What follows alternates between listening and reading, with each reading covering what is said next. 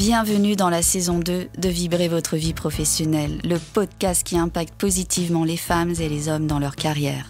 Chaque épisode vous fait découvrir des personnalités inspirantes qui se distinguent par leur métier et leur choix de vie professionnelle.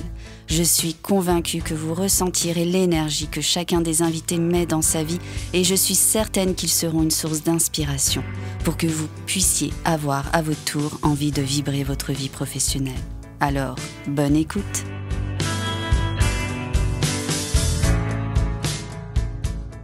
Bonjour Folco, je suis ravie de t'accueillir aujourd'hui pour ce nouvel épisode de Vibrer votre vie professionnelle.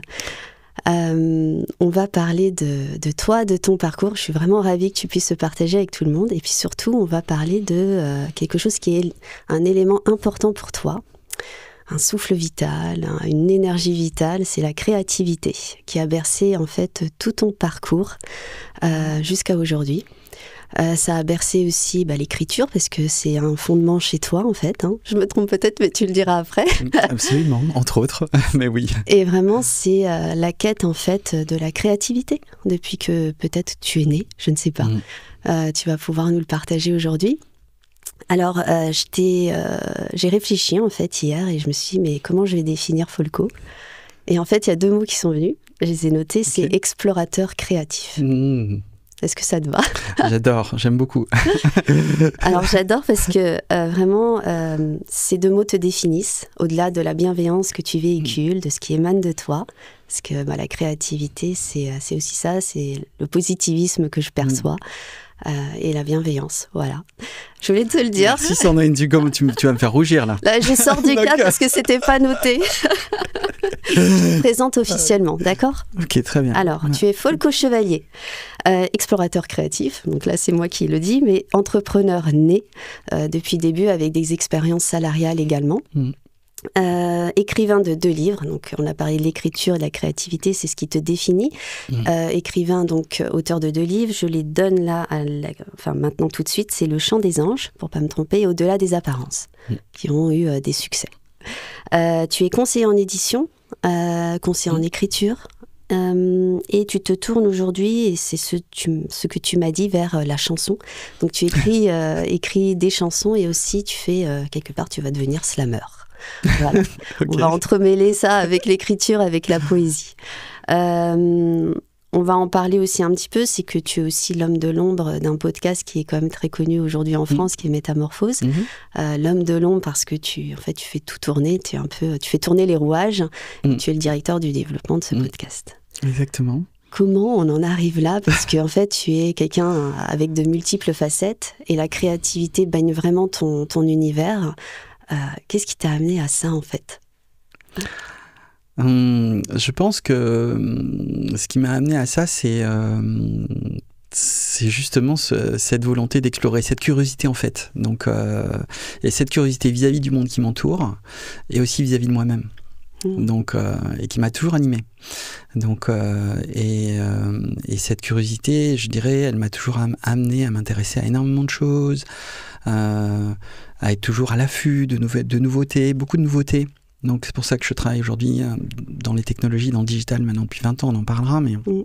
J'en ai pas parlé là, mais... Il y a cette envie, effectivement, d'explorer, de découvrir de nouvelles choses, en même temps de me découvrir. Et ce que j'ai découvert, justement, c'est qu'il y avait cette source créative aussi en moi, qui ne demandait qu'à jaillir, en fait, et sur laquelle j'ai mis sous le boisseau pendant quelques années, on en parlera, et du coup qui se réveille, et je pense qui est en chacun de nous en plus, donc c'est ça qui est intéressant aussi et passionnant, et du coup que j'ai décidé vraiment là pour le coup vraiment d'explorer et de faire sous toutes ces facettes.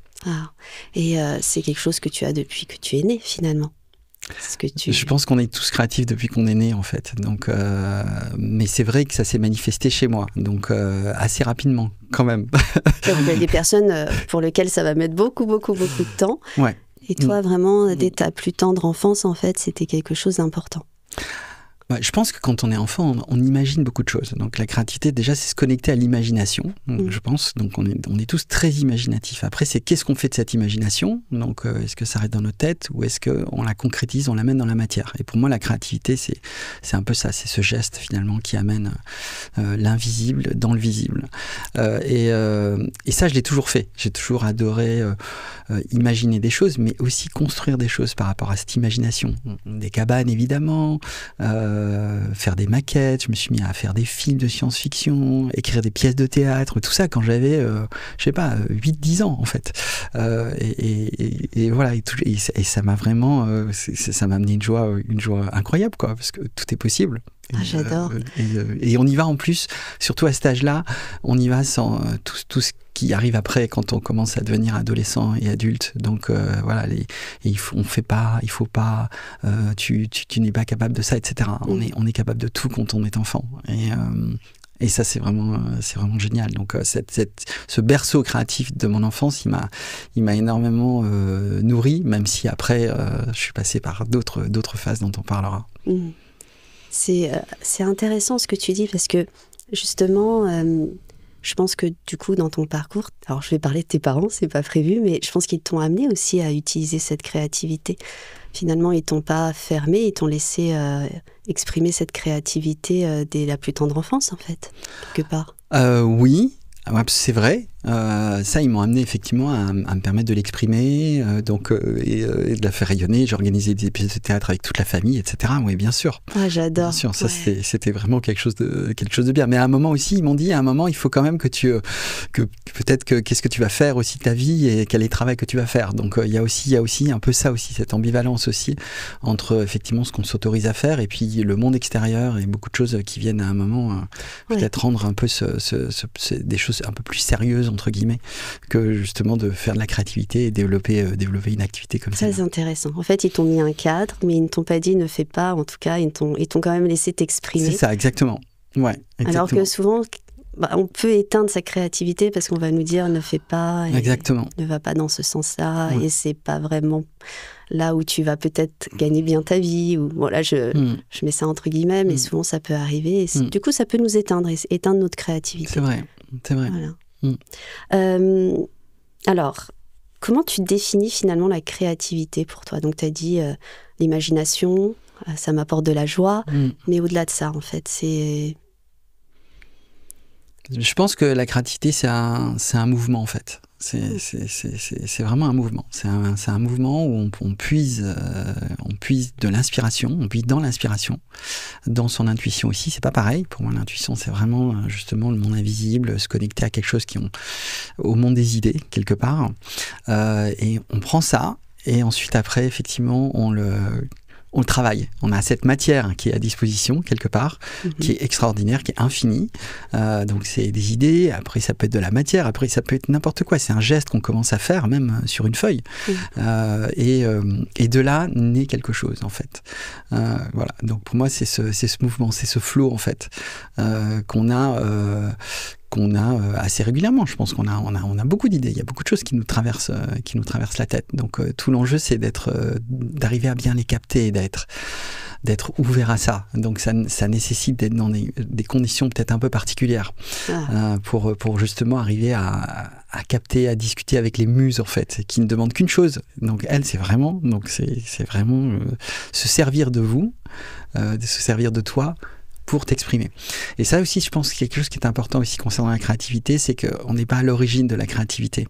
On est un vecteur, en fait. Donc, on est un canal. On a un endroit de passage, en fait. On n'est pas à l'origine de ces idées. Donc moi, tous les gens qui disent « ouais, j'ai créé ça, j'ai inventé ça, etc. » Je suis très circonspect par rapport à ça, parce que je pense qu'on n'est pas à l'origine des idées. Il y a un monde des idées, ça flotte, c'est quelque chose qu'on n'arrive pas à définir. C'est très mystérieux. Mais en revanche, on est la personne qui fait que cette idée-là, on va la prendre, et ensuite après, on va l'amener dans le monde. Et si d'ailleurs, elle vient pas chez toi, elle va aller ailleurs. Donc, et ça, c'est assez génial, je trouve, parce qu'en fait, Elisabeth Gilbert, qui a écrit Big Magic, donc qui a un super bouquin sur la créativité que je recommande, vraiment le dit. Elle dit voilà, si une idée ne s'incarne pas en toi, elle va aller ailleurs. Donc quelqu'un d'autre va capter en fait. Quelqu'un d'autre va le capter, quelqu'un d'autre va l'amener au monde, avec encore une fois son individualité et ses particularités. Donc c'est ça qui est assez génial, c'est qu'en fait cette idée elle est là, mais ensuite après on a chacun des caractéristiques individuelles uniques, mais vraiment uniques, et du coup cette idée on va l'amener au monde à notre manière, à notre façon. Donc et quelqu'un d'autre le fera d'une autre manière. C'est ça qui est génial là-dedans, c'est que on rajoute à cette couche d'idéation quelque part quelque chose de très individuel. Voilà. Et ça explique aussi pourquoi certaines idées, on dit l'idée était dans l'air. Exact. On dit souvent ça. Ouais. C'était dans l'air, etc. Et moi ça m'est arrivé au niveau professionnel et entrepreneurial. On en parlera peut-être, mais j'ai capté des choses qui étaient dans l'air, donc en gros, et que d'autres personnes ont capté quasiment au même moment que moi. Donc, et que tu connaissais ou non, pas du tout. J'en ai absolument pas connaissance. D'accord. C'était dans les rêves. Donc voilà, tu as dit il y a l'intuition, il y a l'imagination, il y a la créativité, tout ça en découle, mais tu as dit que finalement ce qu'on capte, est-ce que c'est lié à notre intuition, c'est lié à autre chose? Comment tu le définis en fait? C'est très subtil. C'est très subtil. Parce que celui qui est cartésien, il va dire non, c'est mon imagination, c'est mon mental, c'est ce que j'ai dans ma tête. Ouais. Tu vois. Donc moi je te rejoins tout à fait dans ce que tu dis. Je dis souvent en fait on est ce que l'on est, mais il y a autre chose. Il y a d'autres choses qui nous guident, qui nous donnent des informations, qui vont peut-être être là pour nous développer notre imagination, ou nous donner vraiment ce que l'on doit donner à l'autre. Mais comment est-ce qu'on peut vraiment le définir? Est-ce que quelquefois on se dit mais non, mais je dis des bêtises, c'est pas possible, ou qu'est-ce que t'en penses? Alors moi j'ai une autre manière de le voir. Je pense qu'on ne perçoit que notre perception logique et cartésienne est extrêmement limitée. Donc ce qui vient dans le mental, d'accord? Mais en fait, on a un spectre de perception qui est beaucoup plus large, en fait. Donc pour moi, c'est juste que justement, la créativité, c'est les 90% qu'on ne perçoit pas.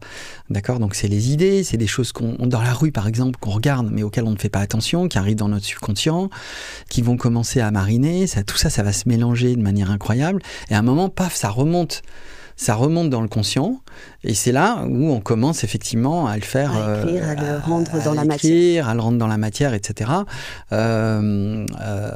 Et on puise finalement dans tout ça, donc mais qui est déjà en nous quelque part. Donc je dis on le capte. Oui, on capte des informations, on capte des choses visibles, on capte des choses invisibles.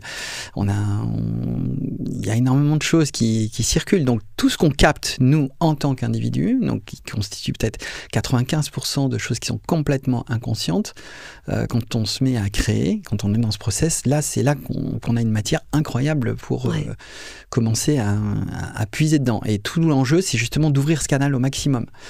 C'est pas de rester dans le rationnel. Donc en gros, c'est justement, c'est vraiment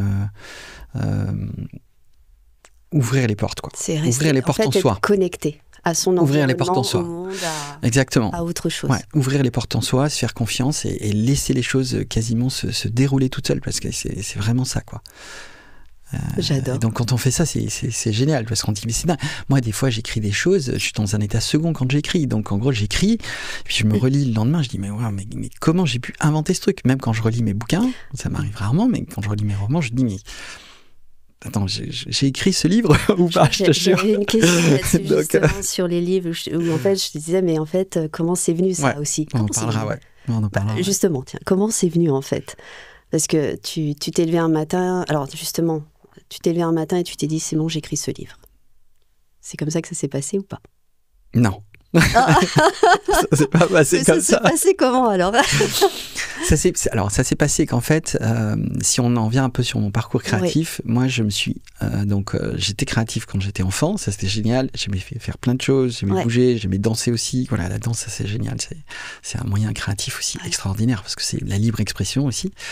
Et puis après, il a fallu devenir un peu plus sérieux entre guillemets, donc j'ai pas pris cette créativité au sérieux et du coup je suis rentré dans les études supérieures, j'ai fait une école de commerce, parcours standard, mais je m'intéressais au marketing, la communication, donc quand même des endroits où la créativité s'exerçait, mais j'étais pas créatif à la base, donc j'ai des fonctions marketing, communication, il y a toujours ce volet créatif, mais dès que ça commençait à toucher un peu la créativité, ça me plaisait, le copywriting, l'écriture, je sentais qu'il y avait quelque chose. Et à un moment, c'est devenu un peu dissonant quand même. Je me suis retrouvé dans des environnements qui étaient vraiment difficiles, donc en termes de pression, d'objectifs, etc. Et ça a commencé à plus faire de sens vraiment par rapport à ce que j'étais, la personne que j'étais. Et donc pour moi, la soupape de sécurité, à un moment, j'étais vraiment quasiment au bord du burn-out, ça a été de prendre un cahier et de commencer à écrire, mais écrire des bouts d'histoire en fait, parce que j'ai toujours aimé les histoires. Donc vraiment, le cinéma, les cinéastes américains, le storytelling, ça m'a toujours passionné. Et donc du coup, je me suis mis à écrire des bouts d'histoire, mais vraiment, c'était vraiment libératoire. Et de fil en aiguille, ça y est, la porte était ouverte. Donc de fil en aiguille, j'ai continué à écrire et puis je me suis mis à rêver. Et puis à un moment, vraiment, là, j'ai eu une vision pour mon premier bouquin. J'étais en voiture, je suis remonté à Paris. En voiture, on est un peu en état second en plus. On est un peu hypnotisé. Je voyais les nuages, le soleil se coucher. C'était super. J'étais dans une forme de flow. Et d'un coup, j'ai téléchargé l'idée du bouquin. Donc, alors qu'au début, je ne savais pas très bien où j'allais. Et donc, du coup, là, pour le coup, cette idée, elle m'est tombée dessus. Je dis, ça va être ça. Ça va être l'histoire de mon bouquin. Donc, qui s'appelle Le Chant des Anges. Donc, c'est à propos justement d'un chant mystérieux. Est-ce que c'est le chant des anges? Est-ce que c'est humain? Etc. Voilà. Donc, et du coup, là, je me suis dit, ok, là, j'ai vraiment envie d'écrire cette histoire. J'ai envie vraiment de raconter cette histoire. J'ai envie de savoir de quoi parle cette histoire aussi. Donc, quand on écrit, c'est assez génial. Ça, c'est assez magique, en fait. On écrit ce qu'on a envie de lire. Donc, je ne savais pas du tout à quoi correspondait cette histoire. J'avais juste envie de la lire. D'accord. Et c'est pour ça que je l'ai écrite. Voilà. Et donc, j'adore. C'est comme ça que c'est arrivé. Tu vois, donc je me suis pas du tout dit, tu vois, c'est pas du tout le process rationnel. Je vais écrire un bouquin.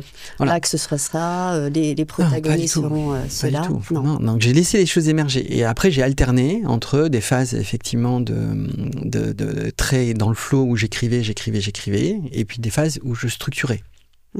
Parce qu'on a les deux en nous. Donc, en gros, on a un esprit rationnel et moi, j'arrive pas à me décider entre les deux. Il y a différents types d'écrivains. On dit souvent, il y a les plotters et les pansters en anglais. Donc, les plotters, c'est ceux qui font un plan avant de rédiger. Les pansters, c'est vraiment des gens qui partent comme ça en live. Et il y a des gens qui vendent des milliers de bouquins. Donc moi, je me suis beaucoup intéressé du coup après au process d'écriture à ce moment-là. Et des gens qui écrivent des bouquins qui vendent des millions d'exemplaires, qui commencent leur livre, ils savent pas où ils vont aller. Donc ils savent juste qu'ils vont trouver les moyens d'arriver à faire que ça atterrit correctement, tout ça. Parce qu'après, il y a de la technique, etc. Et finalement, c'est ce qui marche le plus.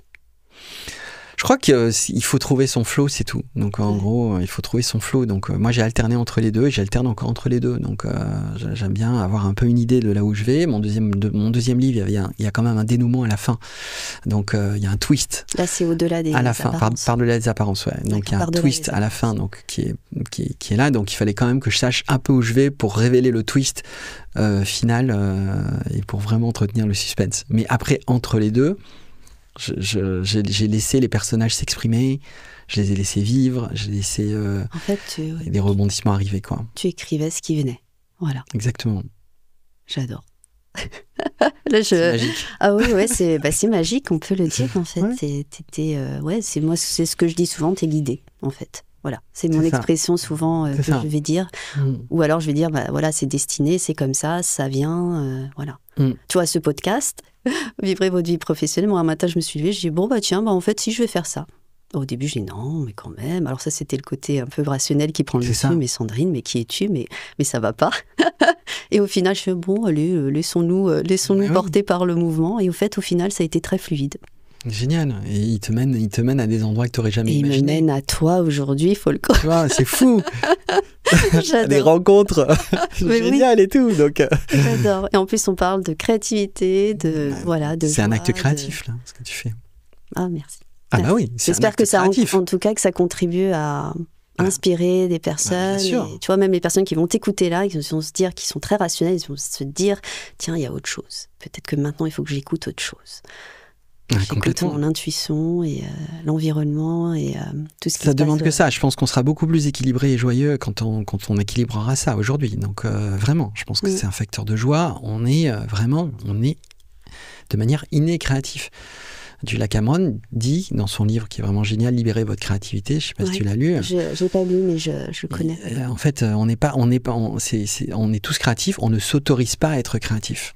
Donc, il faut s'autoriser à le faire. Et c'est vraiment pas facile. Même moi, j'ai lutté. Et je continue à lutter aussi. Donc, voilà. C'est vrai. Bien sûr. Bien sûr.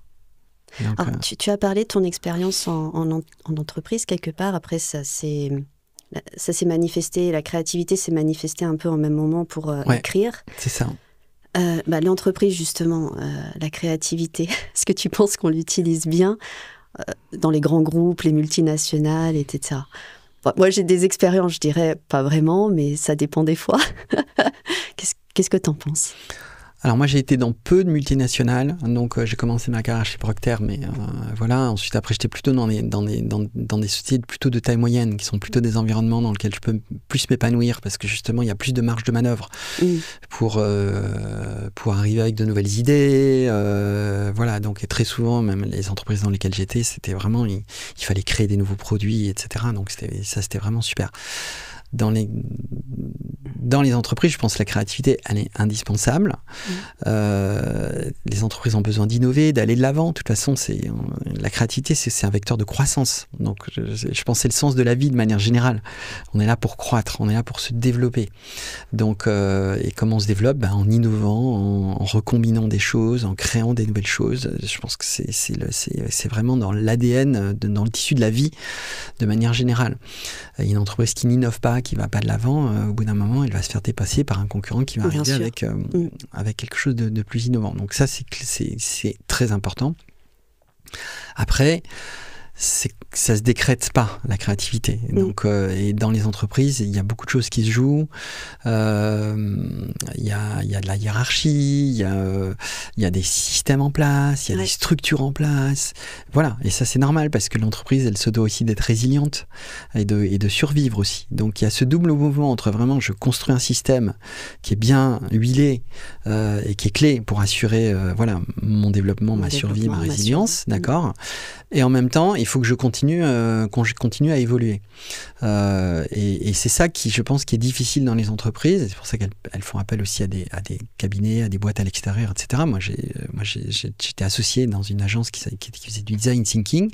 On aidait les entreprises justement à innover avec des méthodes, des méthodologies, parce que ça demande une méthode, ça demande une approche, ça demande aussi de l'énergie de l'extérieur, etc. pour arriver à faire bouger les choses. Mais de manière en interne, je trouve que c'est toujours un peu compliqué, un peu compliqué dans les entreprises de bouger. Sauf si c'est vraiment dans l'ADN intrinsèque aussi de l'entreprise qui est jamais vraiment évident.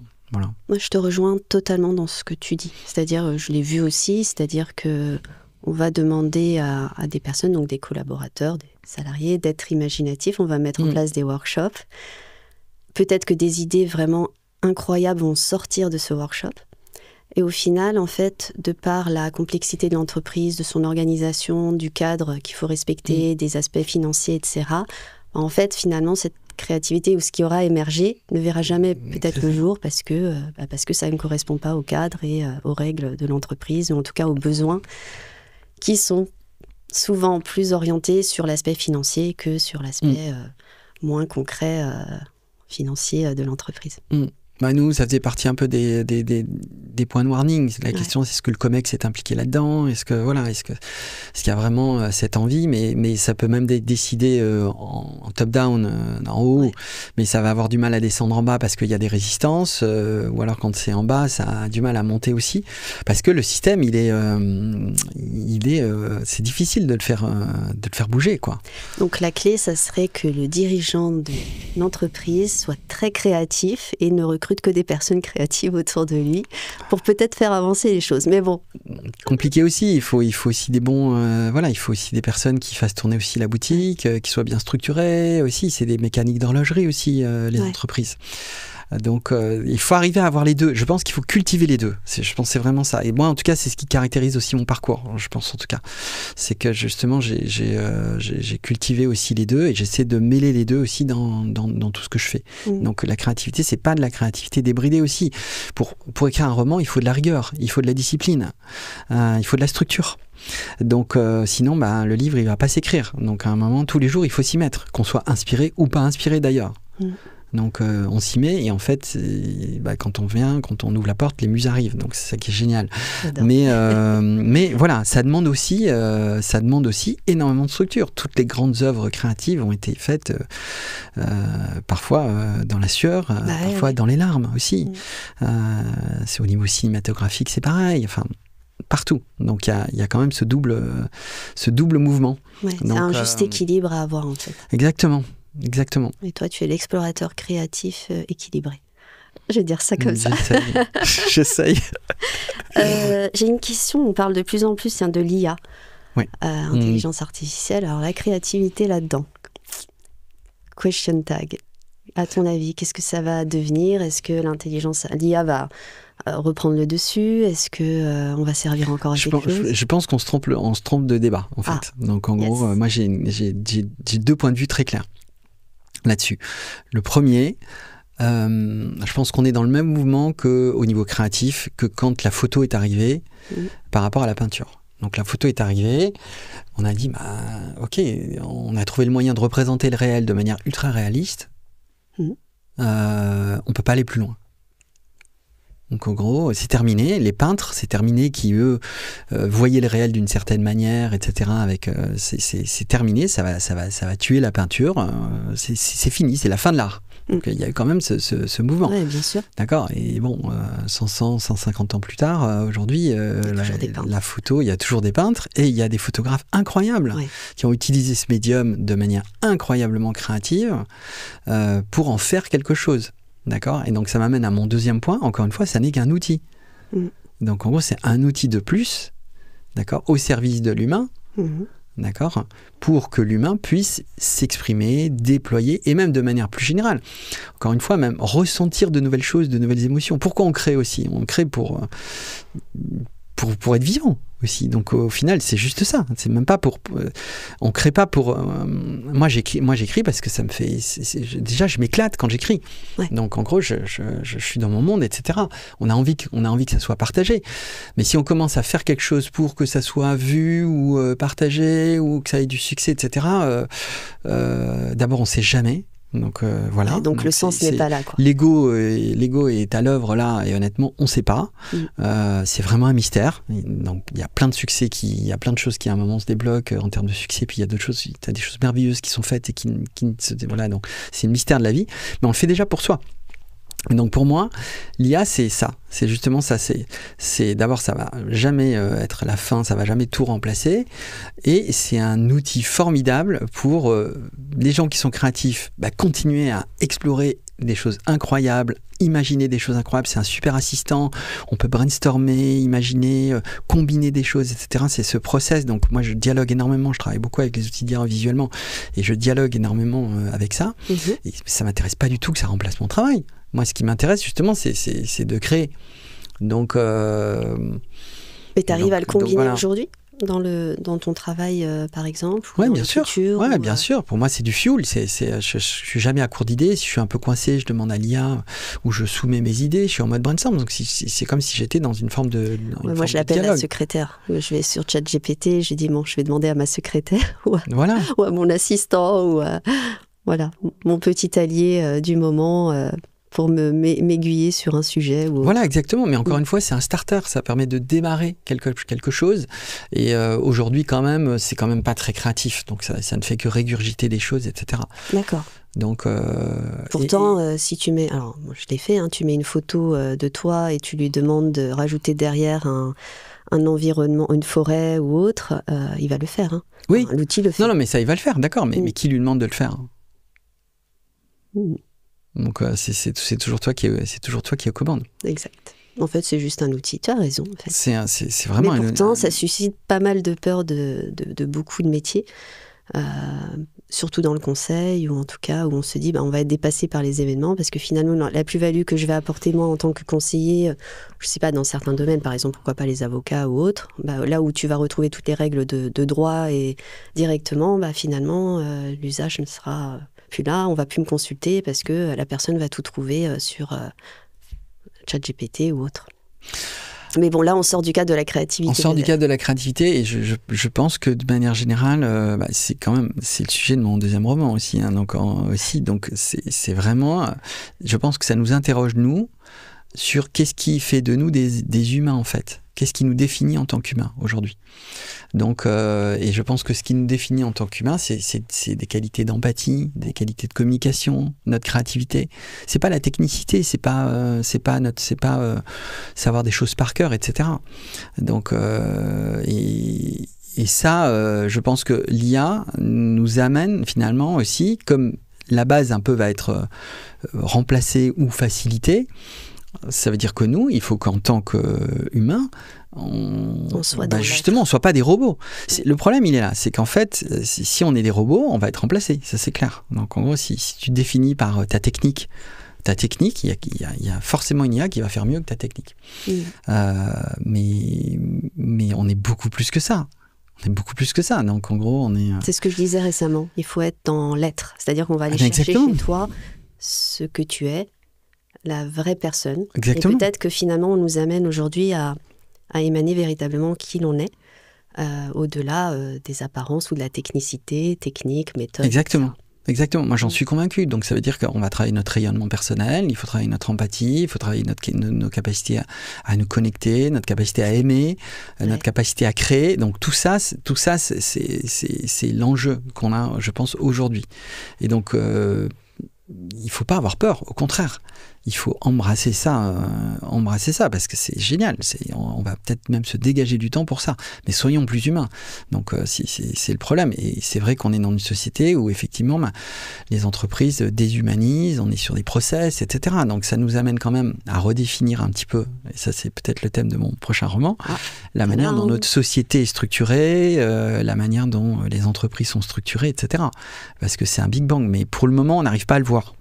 Donc on aime bien se faire peur aussi, de toute façon, donc on aime bien les phénomènes catastrophes, donc on est en train d'être remplacé. Oui, mais on a tout en main pour justement décider de ne pas être remplacé, et il faut qu'on se pose quand même des bonnes questions. Donc, et la question, ça passe par le cœur, les qualités personnelles, et vraiment qui on est en tant qu'être humain. Et ça, l'IA, c'est des bouts de code. Donc, les bouts de code, et c'est de la technique. C'est ça. C'est pas nous. C'est ça. C'est à nous de faire finalement la différence. C'est ce que je disais aussi, d'être vraiment qui l'on est, et c'est ça. D'être par-delà les apparences. Tadam, je l'ai placé. Yes, 3 fois, c'est génial. J'adore. On parle de chansons ? Ouais, on peut. Tu t'orientes vers ça aujourd'hui, finalement. Attends, écrivain, romancier finalement, on va dire ça comme ça, vers chanson, parolier. Alors encore une fois, c'est pas une orientation, c'est une exploration. Donc au final, explorateur créatif. Voilà. Donc pour moi, ça fait partie de choses que je rajoute finalement à mon univers créatif. Et c'est assez marrant. Donc je me suis mis. Alors c'est un petit défi parce que j'étais rentré dans un groupe où on mettait en place des rituels matinaux. Parce que c'est vraiment très très important de mettre en place des rituels, donc animés par une très bonne amie. Et du coup, au kick-off, on a dit, bon voilà, qu'est-ce que tu vas mettre en place comme rituel, Folco ? Et j'ai réfléchi, et j'ai dit, bon bah moi je vais méditer, donc, parce que moi je médite tous les jours, c'est la première des choses que je fais quand je me réveille. D'accord. Et je sais pas pourquoi, je dis je vais écrire une chanson tous les jours. Donc en gros, et du coup, je me suis lancé ce défi, donc dans ce groupe-là, pendant 60 jours. Donc tous les jours, je méditais et j'écrivais une petite chanson, mais rien, ou un petit poème, tu vois, chanson, poème, slam, voilà, c'était un peu... et en fait, je sais pas ce qui m'a pris, j'avais envie de le faire depuis un certain temps, et je savais pas si j'en étais capable, en fait. Donc j'avais déjà des limitations personnelles, en fait, là-dessus. Et en fait, écoute, du coup, je me suis à écrire. Et puis, c'était sympa. En plus, je l'ai partagé. Donc, ça, c'était vraiment génial. Donc, tous les jours, dans le groupe, il y avait donc, tu le partageais un petit slam qui était partagé au groupe, etc. Aujourd'hui, tu le partages sur les réseaux ou pas? Et j'ai commencé à le partager sur les réseaux. J'ai commencé à en mettre quelques-uns en musique aussi, parce que j'aime bien aussi mettre les choses en musique.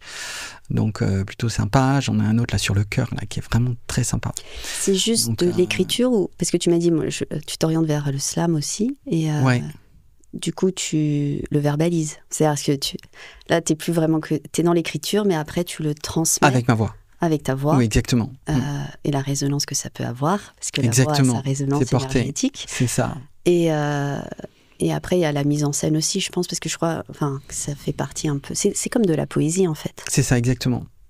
Oui, donc là, j'étais resté sur l'écriture et j'ai rajouté ma voix dessus. Et ça, pour moi, c'est quelque chose de très nouveau aussi, dans cette exploration pour trouver ma voix. Ouais. Et ça m'a beaucoup plu de poser ma voix aussi là-dessus et de mettre mon énergie. Donc ça, c'est quelque chose que j'ai envie de continuer à explorer. Vraiment. J'adore. Donc, tu es d'accord avec moi que la voix a sa portée énergétique? Ah bah oui, bien sûr. Il y a des fois, en fait, tu peux vraiment apprécier une personne, mais en fait, sa voix va nous agacer ou autre. Et en fait, c'est vrai que ça, il faut que les personnes qui nous écoutent soient sensibilisées à la voix. Parce que ça a sa portée, effectivement, avec le timbre de voix ou la voix, on peut transmettre son amour, sa bienveillance, sa joie, sa positivité, ce qu'on a envie de partager. Et le texte que tu écris en écriture, c'est pareil, en fait, puisque tu le verbalises. Et celui dont tu as parlé sur l'amour, en fait, c'est pareil, finalement. Exactement. Ah oui, vraiment. Et moi, en fait, je trouve ça super. Donc, tu partages, en fait, ton amour quand c'est comme ça, en fait, quelque part. Exactement. C'est un cadeau, en fait. Je pense qu'on a tous à faire ça. On a tous à faire ce cadeau. Donc, on a tous une lumière en nous. Donc, et cette lumière, il faut la transmettre avec justement notre manière de nous exprimer. Donc, c'est les talents innés qu'on a. Et je pense que ça aussi, c'est une manière d'avoir de l'impact. On n'est pas obligé de faire ça, de parler à des milliers de personnes. Donc, encore une fois, même quand tu écris, ou moi, si je suis déjà écouté par une ou deux personnes et que des personnes me disent ouais, c'est super, j'ai rêvé en lisant ton bouquin, ou j'ai pas dormi de la nuit parce que j'étais pris dans le suspense et je t'en veux énormément, ou j'ai raté mon métro. J'ai eu des témoignages comme ça. J'ai des témoignages comme ça, des lectrices qui m'ont écrit voilà, je vous en veux, j'ai raté mon métro. Voilà. J'ai été jusqu'au terminus. Alors, j'ai pas dormi de la nuit parce que du coup j'étais sur Google en train de chercher des trucs sur l'IA, etc., savoir si ce que vous disiez était vrai, etc. Voilà. Donc, et ça c'est génial parce que déjà c'est on a fait le boulot, je pense, déjà ne serait-ce que vraiment une personne. Donc et ça je pense qu'il faut le faire tous les jours. Tu continues d'écrire tous les jours? Parce que ce rituel, du coup, tu l'avais installé pour les 60 jours, je crois. Exactement. C'est ce que tu m'as dit. Ouais, exactement. Tu continues ou tu... Alors, j'écris en ce moment. J'écris pas de slam en ce moment. Donc, moi, je tiens quand même un cahier. Je fais un peu du journaling. Et là, quand même, je suis beaucoup dans la création artistique et visuelle avec l'IA. D'accord. Ok. Voilà. J'en ai pas parlé, ça. Que j'explore aussi parce qu'il y a des choses super à faire. Donc, tout ça, ça va se... C'est ce que j'ai vu sur ton Instagram. Ça va se mélanger. Ou pas? Sur ton profil Instagram, en fait, tu as posté en fait, justement du slam, en fait, on peut dire ça. Ou en tout cas, ce que tu as écrit, on t'entend parler et il y a un visuel, enfin, exactement. Une vidéo. C'est ça. C'est très joli, en fait. Et, donc ça, tu l'as créé avec l'intelligence artificielle. Exactement. Okay. Je l'ai créé, je l'ai animé. Donc, je pense que ça aussi, c'est quelque chose que j'ai envie de rajouter aussi à ma corde artistique. Ouais. Donc il y a l'écriture, la voix et le visuel aussi. Je suis très visuel, donc ce que j'écris est très visuel pour moi. Donc j'ai plein d'images dans la tête. Donc en gros, c'est pas un problème. Donc avec l'IA justement, c'est génial parce que je peux travailler ces images, je peux créer tout un univers. Ce dont tu as envie et ce dont tu as envie de partager. Exactement. À ce moment-là. Ouais. Et du coup, j'aime bien aussi tout faire. Donc ça aussi, c'est quelque chose qui est important chez moi. Justement, c'est voilà, l'écriture, la production. Je compose aussi de la musique. Donc il y a certaines des musiques aussi que j'ai créées. Et aussi travailler le visuel. Donc pour le moment, c'est ça que j'ai envie d'explorer. Peut-être après, je ferai des collaborations aussi. J'aimerais bien aussi travailler sur des collaborations artistiques aussi, parce que c'est génial aussi de pouvoir échanger avec d'autres artistes, de pouvoir partager et puis d'être dans cette émulation. Mais en tout cas, moi, ça fait partie de mon champ d'exploration en ce moment. D'accord. Wow. Alors, je suis obligée d'en parler, mais métamorphose là-dedans. Toi, tu es le directeur du développement. Qu'est-ce que ça vient faire là-dedans finalement? C'est de la création. Métamorphose, c'est aussi un projet, c'est un projet de cœur aussi. Donc en gros, qui a été monté par une très bonne amie. Et je l'ai rejoint. On avait déjà monté une boîte ensemble en plus. D'accord. Dans les années 2000. Donc c'était intéressant aussi d'embarquer aussi dans ce projet, de l'accompagner, de l'épauler aussi, en amenant aussi ce que je suis. Donc mon enthousiasme, ma créativité aussi sur ce projet. C'est un projet aussi qui fait du sens. Moi, je m'intéresse aussi beaucoup au sujet. Voilà, spiritualité, bien-être aussi, donc c'est vraiment important, tous ces sujets-là. La santé mentale aussi, c'est vraiment des sujets qui sont très importants, donc j'amène aussi justement mon énergie aussi pour faire que ce projet aussi puisse se développer et aussi impacter, en étant effectivement plus en train un peu de faire tourner la mécanique, mais c'est aussi une manière aussi de contribuer, et puis comme encore une fois je le disais, c'est aussi un process créatif, c'est une entreprise qui se développe, on est dans un process aussi créatif de développement, c'est un projet indépendant, on est un média indépendant, et justement ça demande et de la créativité et de la souplesse, de la réactivité, et en même temps de la rigueur et beaucoup de soin aussi pour arriver à avoir l'impact qu'on veut avoir. Et ça continue à te nourrir finalement aussi? Parce que ça fait beaucoup d'années en fait que ça dure. Ouais, maintenant 7 ans. 10 ans. Non, 7 ans. Ouais, 7 ans. Ouais, oui, exactement. Ouais, c'est un élément important, en tout cas dans mon équilibre aussi, d'avoir ces points d'ancrage aussi qui soient ainsi importants. Donc j'ai plein de portes finalement qui sont ouvertes et plein de choses que j'active dans mes journées qui peuvent être assez chargées du coup. Alors est-ce que c'est important, parce que alors j'ai une question qui sort un peu du cadre, mais la créativité, elle est là. Tu as tous ces projets que tu mènes avec passion, avec amour. Et finalement, donc après, il y a métamorphose certes, mais est-ce que c'est important pour toi, au-delà de la créativité, de voir aussi le résultat de ce que tu as créé?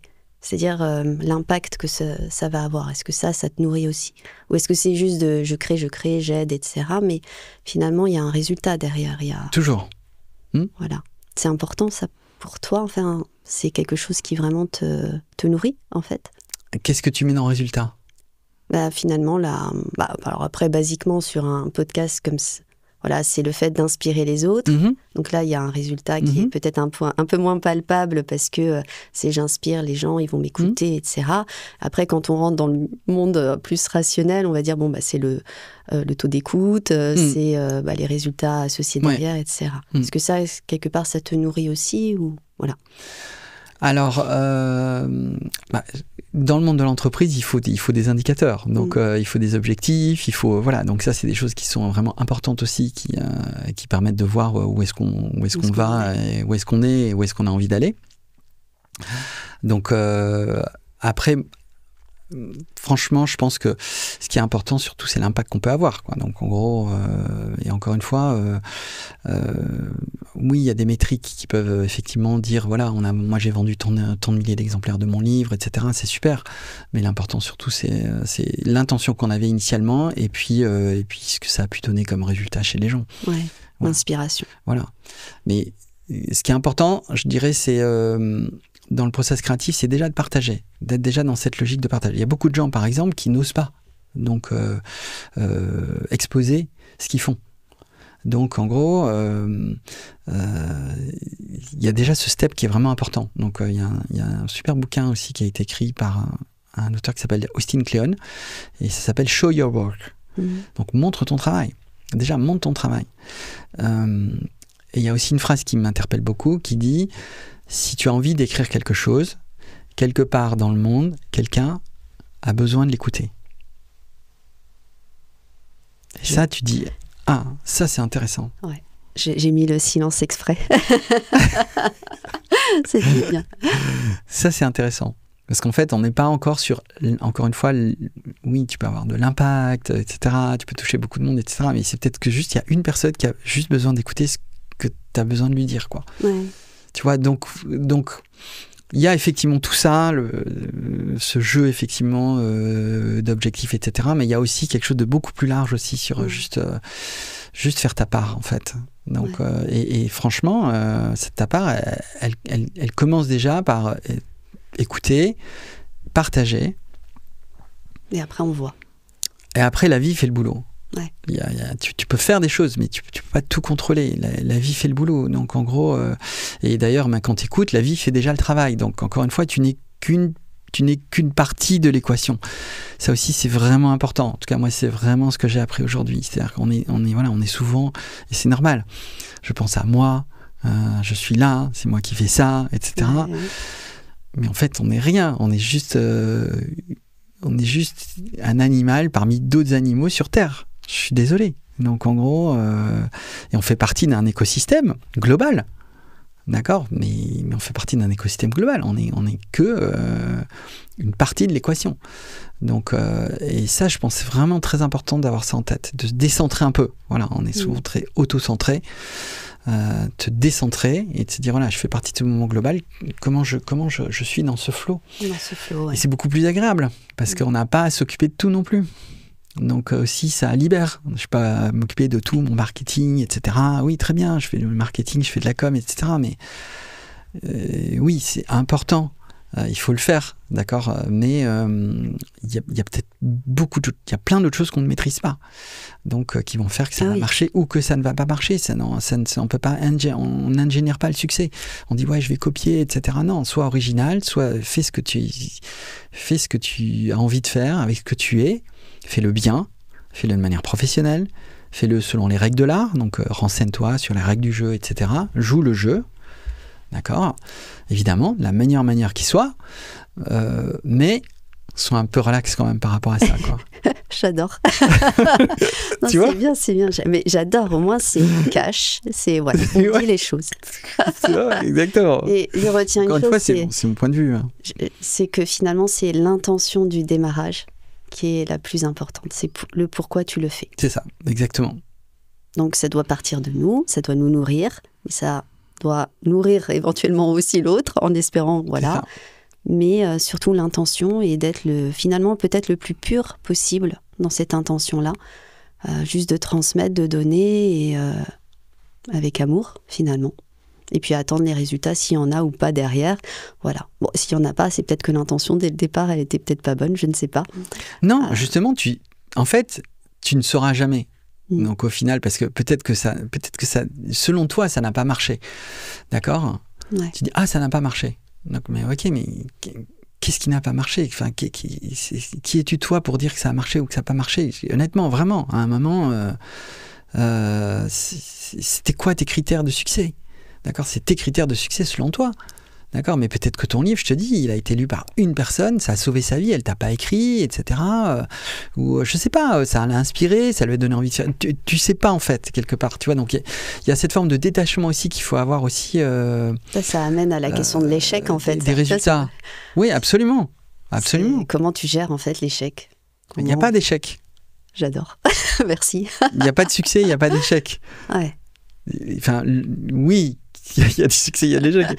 Quelle est l'aune du succès ? Enfin, qui fixe l'aune du succès ? Qui fixe l'aune de l'échec ? C'est encore toi qui fixe l'aune du succès et de l'échec. Mais dans la vie, pareil, encore une fois, les animaux, etc., il n'y a pas d'échec. Ouais. Tu vois, le monde, quand il sort, est-ce que l'oiseau, il est en train de se dire « Ah bah ouais, je suis en échec ». Il n'y a que l'homme qui est capable de se dire ah bah, j'ai réussi ou j'ai échoué. Non, mais vraiment, je te jure, moi honnêtement, quand je commence à réfléchir à ça, je me dis oui, ok, donc en gros... on fait partie d'un tout, on est dans ce monde, on joue notre partition, on vole parce qu'on a des ailes pour voler, on écrit parce qu'on peut écrire, on fait ça, mais il n'y a pas de succès, il n'y a pas d'échec, la vie n'est pas en échec. En fait, il faut se décomplexer un peu là.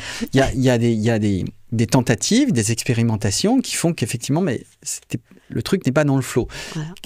Peut-être que ce que tu peux caractériser par un échec, c'était pas dans le flow, c'est pas quelque chose qui doit à ce moment-là être là, concourir au mouvement de la vie. C'est ça. Et donc, ça peut permettre de rectifier et de repartir sur quelque chose. Mais en fait, encore une fois, ouais, exactement. C'est juste un feedback. Ouais. Je dis, ok, ça n'a pas marché là, mais en plus, la vie, elle est dans une logique d'expérimentation. Donc, elle n'échoue pas, elle expérimente et elle itère. Donc, c'est comme ça que le processus d'évolution se passe. Donc, c'est pas un échec. T'arrives, ça va pas être le moyen le plus simple de le faire. Tu passes par là. Et il y a aussi autre chose qui est important, je pense. En gros, mais ça, c'est une vision encore un peu plus large. Je pense que la vie, elle est sur un process d'organisation un peu sur la loi du moindre effort énergétique. C'est-à-dire qu'il faut vraiment que les choses soient le plus fluide possible. Donc, si à un moment tu forces trop pour faire arriver quelque chose, et si tu te retrouves face à un mur, c'est qu'effectivement, c'était pas la bonne porte qui devait s'ouvrir. Donc, il faut juste apprendre qu'effectivement, c'est pas la bonne porte qui doit s'ouvrir. Quoi qu'il arrive, tu auras appris quelque chose en voulant ouvrir cette porte. Tu vois, moi, par exemple, chaque fois que je fais quelque chose, créativement, je le lance et je vois comment les gens réagissent. Et en fait, c'est la seule manière de progresser et de se développer. Il faut créer, il faut produire. Les grands artistes ont produit énormément. Michael Jackson, que j'adore, sur son dernier album, quand même, qui était Thriller, il a gardé 10 chansons, il en a fait 150. Donc, il faut produire. On produit. Et c'est qu'en produisant qu'on se rend compte de ce que ça donne, en faisant réagir les gens, même en se faisant réagir soi-même. On est dans ce process, finalement, d'auto-réaction par rapport à soi-même. Et on se dit, non, ça va pas, etc. Et donc, du coup, après, j'itère. Et à un moment, je dis, ok, c'est done. Là, je sens que c'est fini. J'ai plus rien à dire. J'ai dit ce que j'avais à dire. Donc, j'y vais et puis je partage. Voilà. Merci. Alors, pour continuer, est-ce que tu as eu des moments difficiles dans tout ton parcours ? Alors, oui, je parle bien de sûr. Créativité, entrepreneuriat, oui, j'en ai eu plein. Ouais. Bien sûr. Et du coup, à chaque fois, tu as rebondi. Tu as eu cette philosophie, en fait. Dans tout ce que tu m'as dit là, en fait, finalement, c'est OK, on prend, hop, on rectifie, on fait autre chose. C'est ce que tu as fait ? Ça a été douloureux. J'ai eu des moments très douloureux. Oh. Vraiment compliqué, donc en gros, mais encore une fois, tous ces moments, quelque part, c'est des pas, c'est des claques, c'est des portes qui sont fermées, qui effectivement étaient fermées, qui ne devaient pas s'ouvrir, et donc qui m'ont amené à être là aujourd'hui. À être là et à réagir, etc. Mon premier roman, je l'ai écrit parce que effectivement, j'avais quitté une entreprise de manière assez catastrophique. C'était vraiment un échec total. Donc en gros, c'était vraiment dur pour moi. Donc j'étais même choqué de la manière dont ça s'était terminé. Et soit j'avais deux solutions, soit je pleurais sur moi, je me disais oh là là, voilà, c'est dramatique, soit je me suis dit mais c'est génial, finalement ce livre que je voulais écrire, j'ai 3 mois pour l'écrire, ou 6 mois pour l'écrire, un peu tranquille, là, j'ai pas de pression, etc., je vais l'écrire.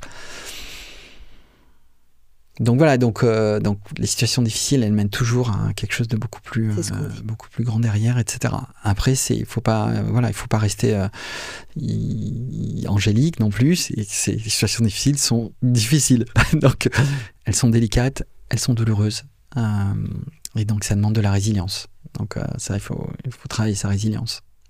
Alors je dis souvent que les moments difficiles arrivent souvent pour te faire bouger, en fait. C'est ça.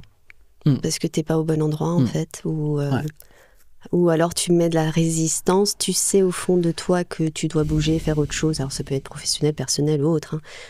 Mais en fait tu mets de la résistance parce que t'as pas envie de bouger les curseurs, parce que t'es bien comme ça, mais en fait ta vie t'amène à bouger. C'est ça.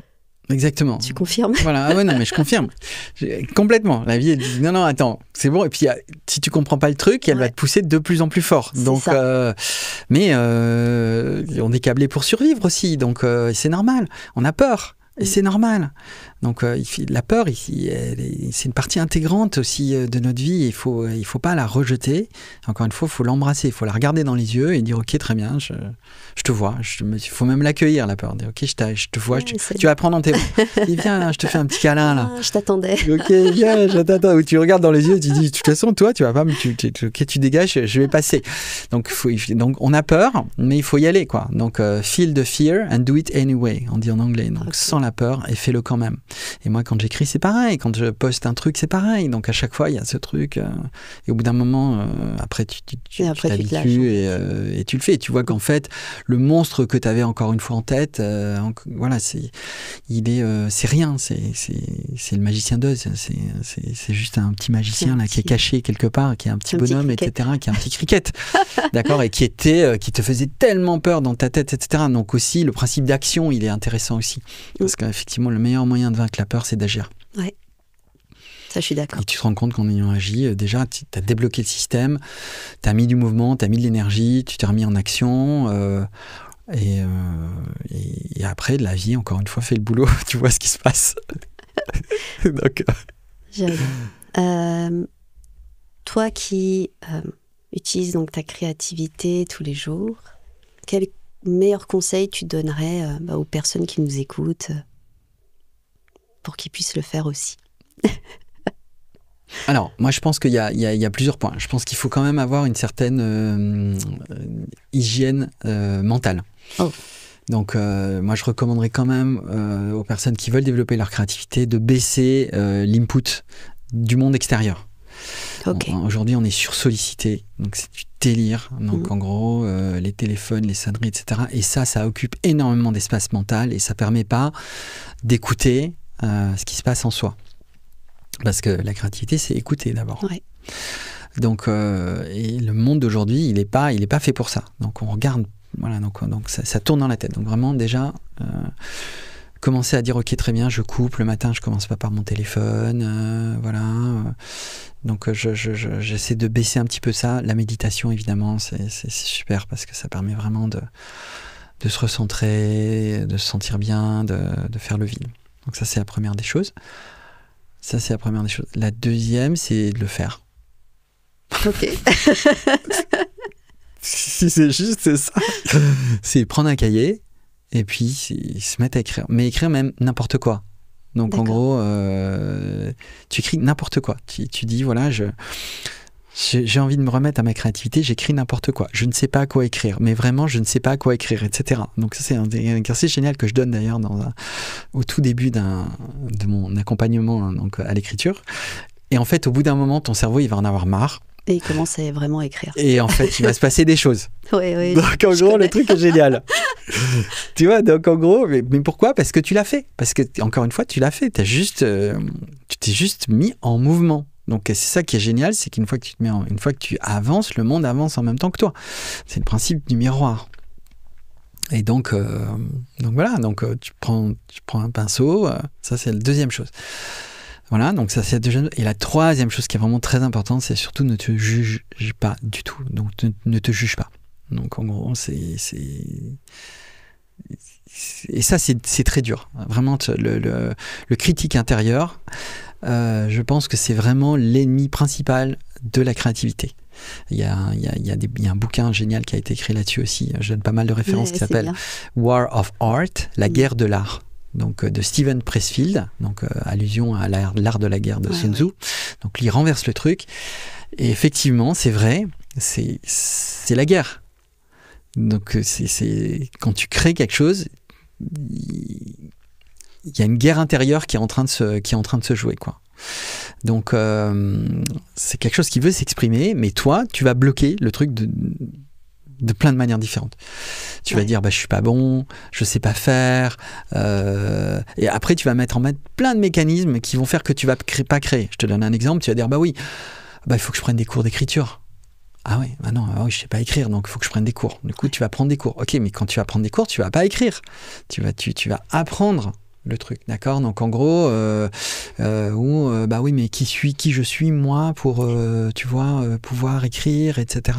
Qui tu es, c'est juste toi. Et c'est génial. Tu vois, donc tout ça fait vraiment partie du bataillon qui va se lever quand tu vas te lancer un peu dans ton process pour te reconnecter à ta créativité. Et là, il faut travailler, il faut faire des exercices. Je recommande vraiment à tous ceux qui veulent vraiment cheminer dans cette voie, vraiment, le livre de Julia Cameron, Libérez votre créativité, qui est vraiment un peu la Bible, la référence, avec plein d'exercices, etc. pour vraiment se mettre dans le mouvement. Et puis la régularité faisant, petit à petit, on va commencer à ouvrir plein de choses. Voilà, donc je pense qu'avec ces 3 points-là, déjà... c'est plutôt pas mal. Il y a de quoi faire. Mais par contre, n'oubliez pas d'acheter un cahier. Ouais, les cahiers, moi, un cahier ou des feuilles. Ma maison, j'ai des cahiers partout. Moi, je prends toujours les feuilles volantes. Moi, j'ai des cahiers partout, moi. Donc, je sais pas, il faudrait que j'ai un abonnement, que je fasse un deal. Mais... J'adore. Comment tu t'imagines dans, je sais pas, 5-10 ans, ton futur toi? Toi qui es beaucoup dans l'imaginaire, l'intuition. Écoute, je sais pas. Là, franchement, c'est un peu une colle. Je sais pas si j'ai trop envie de m'imaginer dans 5 ou 10 ans, en fait. Moi, ce qui m'intéresse, c'est le moment présent, c'est la manière dont je peux goûter le moment présent. De plus en plus. La méditation aide beaucoup pour ça, d'ailleurs, aussi. Ouais, exactement. La clé, quand même, c'est le moment présent. Donc, en gros... Ok, t'as pas envie de savoir. Donc non, j'ai pas envie de savoir, j'ai envie au contraire de rendre chaque moment, en fait, comment je m'imagine dans 10 ans, c'est vraiment, j'ai réussi à rendre chaque moment un délice créatif, un élixir créatif incroyable, c'est joyeux, c'est super, et je continue à faire ce qui me plaît. Tu es un elfe, en fait. Et à développer, voilà. C'est vraiment comme ça que je m'imagine, quoi. Et c'est mais c'est déjà ce que j'essaie de faire aujourd'hui, et c'est ce que j'essaie de faire au quotidien. J'adore. Bon, on va passer à la minute pro et zen. Ça te va? Est-ce que tu connais le principe? Je pose des questions. Voilà, je les ai écrites là. Allons-y. Et alors, je ne l'ai pas précisé au début, mais tu nous feras le mot de la fin. Bien sûr. Ok. Alors, attention, si tu devais mettre en avant une de tes qualités pro aujourd'hui, ici et maintenant, quelle serait-elle?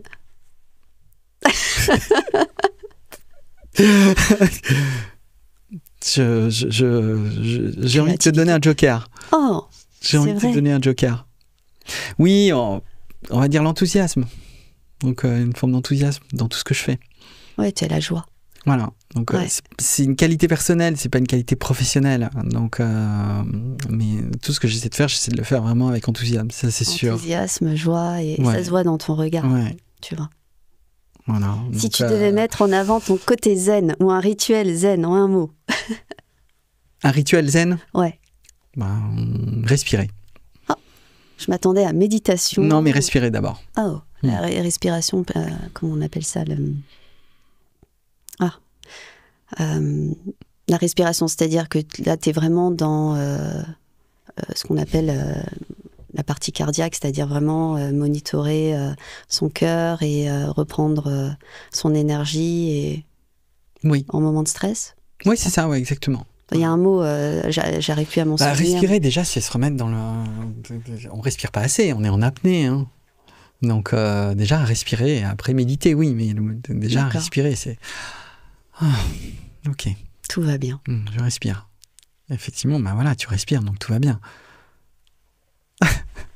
Si je te dis zen, quelle image ou quel mot te vient tout de suite? Là, méditer.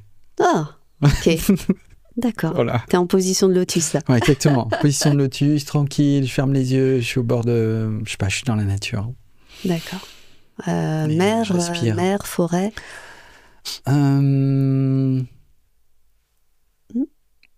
Un peu les deux, en fait. Je sais pas. Okay, en tout cas, mer et forêt, ouais. C'est la nature et l'environnement. Quelle est ta routine du matin pour bien démarrer la journée? Bon. Alors, deux choses. Tous les jours, je médite. Ok. Une bonne demi-heure. Lecture spirituelle. Et quelques pas de danse. Oh. Ouais. Je mets de la bachata chez moi, un peu de salsa, et je danse une salsa, une bachata. Je me mets en mouvement. C'est génial pour le corps. Ah ouais, c'est super. Ça crée beaucoup d'énergie, c'est joyeux, c'est super. J'adore. Ça, je le fais pas tous les jours, mais je le fais régulièrement. Ah, je suis en train de t'imaginer en train de danser. Chez moi. Oui. Les voisins, ils hallucinent. Ah oui, ah oui. Quel est le lieu où tu te sens le plus créatif? Dans la nature, en tout cas, ça c'est sûr. Non. Donc ça, c'est au contact des arbres. Ouais. Au contact des arbres. Et dans la montagne aussi. J'aime bien l'énergie aussi de la montagne. Et la mer aussi. Tous les éléments en fait. Donc en gros, voilà, je n'ai pas de lieu particulier, mais c'est vraiment, dès que je suis au contact de la nature, de la vie, c'est tout de suite, je prends cette énergie-là. L'eau aussi, qui est un élément très important pour moi. Ouais, les 4 éléments. Enfin, on en a même 5. Bon, voilà, tu vois, donc... D'accord. Il me faut tout. Melting pot. Ouais, on met ça ensemble. Si ton intuition était une personne, à quoi ressemblerait-elle? Un ange. Oh. Voilà. D'accord. Ouais, c'est sûr. Sûr à 100%. Ouais, à 100%. Ils sont là, ils sont au taquet là d'ailleurs. Voilà. Ouais, ils sont là. Merci. Ouais, ils sont là, ils sont contents. Tiens, ton petit luxe quotidien qui t'aide à rester aligné. Bon, tu m'as dit respiration, méditation, etc. Marcher aussi. Je marche au moins une demi-heure par jour. Je marche. Ah, t'as vraiment plein de rituels en fait. Je pars, je marche. Je fais ça au moins 2 fois dans la journée. Donc en gros, je marche, j'écoute des podcasts, etc. C'est très important. Je suis quand même un peu sédentaire aussi. Donc on est assis, etc. Ouais, donc, ça te permet de t'oxygéner aussi. Ah ouais, c'est indispensable. Quand je marche pas, voilà, ça va pas. Et pareil, c'est un mouvement, c'est méditatif, il y a la vie autour, je regarde un peu des trucs, et puis je marche, mais je marche pas en étant dans ma tête. Donc je marche soit en écoutant quelque chose, mais d'assez inspirant, soit je regarde. Juste pour regarder le les gens, etc. Ouais. Et t'émerveiller. Pas toujours, dans Paris. C'est pas des émerveillements. Non, mais tu sais, en fait, au moment où je te disais ça, je pensais aux fleurs. Moi, j'adore regarder les fleurs. C'est-à-dire que les couleurs... Ouais. Alors déjà, la fleur en elle-même m'interpelle. Je trouve ça beau. C'est toujours beau, sauf quand elle fane, c'est toujours un petit peu triste, mais c'est beau. Et en plus, il y a la couleur de la fleur. Et moi, à chaque fois, ça m'interpelle. Et je peux m'émerveiller pendant des heures devant une fleur. C'est génial. Et me dire, c'est incroyable, comme c'est beau. Voilà. Moi, c'est le ciel et les nuages. Aussi. Ouais. Oui. Le ciel et les nuages, pour regarder ça pendant des heures, quoi. C'est infini en plus. Il y a tant de il y a un nombre infini de mouvements, de couleurs, de formes. C'est incroyable. D'ailleurs, mes créations sur Instagram, c'est beaucoup les nuages. Oui, j'ai vu. J'adore la matière. De toute façon, les personnes là, qui nous écoutent ou qui nous voient vont tous aller voir ton profil Instagram. Un conseil que tu donnerais à ton toi de 20 ans, même si on est là aujourd'hui, mais... Écoute, quand tu avais 20 ans. Réveille-toi, crée encore plus, vas-y, fais-toi confiance. Vas-y à fond, allez, ne doute pas. Ouais, exactement. Donc t'as tout en toi, il faut y aller, quoi. J'ai beaucoup douté, je continue, mais... il m'a fallu quand même pas mal de temps pour reconnecter à ça et avoir confiance dans ça, en parler même officiellement, même, tu vois, comme mon bouquin, je l'ai annoncé très très tard à ma famille que je sortais un bouquin, etc. J'avais un peu mis ça de côté. J'arrivais pas à comprendre qu'on pouvait concilier les deux, au contraire, l'affirmer, l'embrasser. Donc à 20 ans, bon, voilà, c'était juste un petit truc de côté, alors qu'en fait, c'était une source qui est incroyable, de joie, de... Donc voilà, ouais. Vas-y, fonce. Enclenche un peu plus là. Passe la deuxième. Passe la deuxième. N'attends pas un peu plus tard, on va dire. Alors, tu as mentionné beaucoup de livres, beaucoup d'écrivains, des citations, mais alors j'avais une question. Oui. C'était un livre, une chanson ou une citation qui t'accompagne toujours.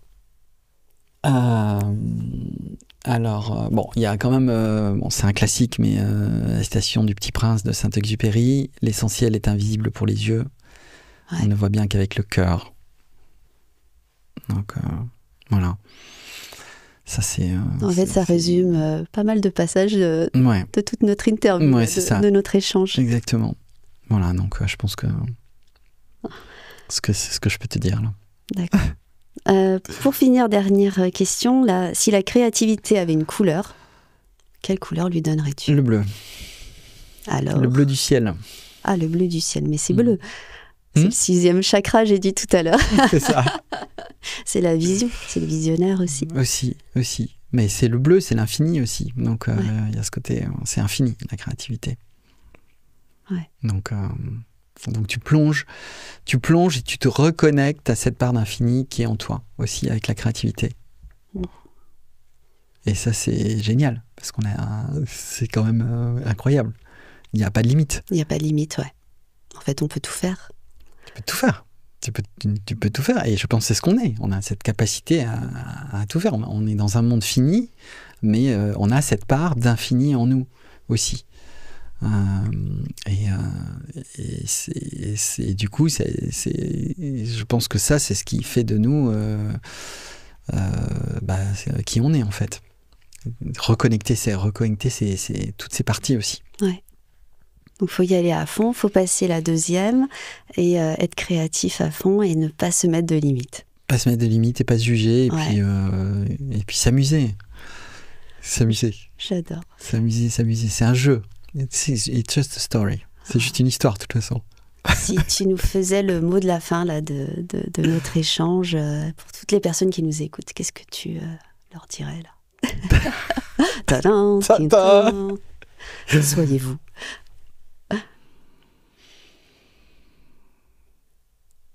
Je leur dirais, voilà, vous avez écouté, maintenant fermez les yeux, et puis écoutez ce qui vient en vous. Écoutez vraiment ce qui vient en vous là. Donc, est-ce que ça résonne, et si vous écoutez, si vous entendez bien, si vous tendez bien l'oreille, donc vous allez recevoir en tout cas des messages. Vous prenez un petit cahier et vous commencez à noter. Merci, Folco. Merci, Sandrine. Merci.